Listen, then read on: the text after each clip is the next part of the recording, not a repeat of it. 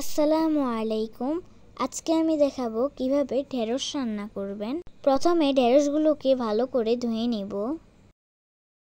ধুয়ে নেওয়ার পর ঢেঁড়সগুলোকে 2 বা 3 টুকরো করে কেটে নিব।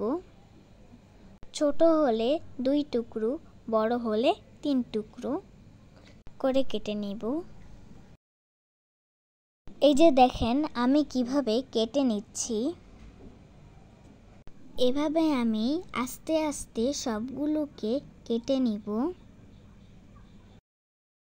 বাস আমার কেটে নেওয়া হয়ে গিয়েছে। এই যে দেখেন কাটার পর কতটুকু হয়েছে। এখন মাছগুলোকে ভেজে নেওয়ার পালা। এখন আমি একটা একটা করে ভেজে নিব। এই যে আমার মাছগুলো দেওয়া হয়ে গিয়েছে। এখন আমি 2 টেবিল চামচ তেল দিয়ে দিব। তারপর দিয়ে দিব কুচি করে নেওয়া পেঁয়াজ। তারপর ভালো করে নেড়েচেড়ে ভেজে নিব। এখন আমি 1 চা চামচ হলুদ গুঁড়া, 1 চা চামচ মরিচের গুঁড়া দিয়ে ভালো করে নেড়েচেড়ে নিব।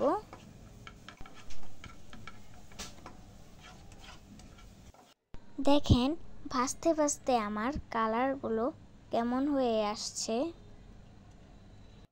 তারপর আমি 1 গ্লাস পরিমাণ পানি দিয়ে দিয়েছি। পানি দেওয়ার পর ভালো করে জাল করে তেল উঠিয়ে নিব। এখন আমি ঢেঁড়সগুলোকে দিয়ে ভালো করে ভেজে নিব। ভেজে নেওয়ার পর 5 মিনিট অপেক্ষা করব। এখন ভেজে নেওয়ার পর আমার কালারগুলো কেমন হয়ে আসছে। এভাবে আমি 5 মিনিট পর পর ভালো করে নেড়েচেড়ে নিব। নেড়েচেড়ে নেওয়ার পর পরিমাণ মতো পানি দিয়ে দিব।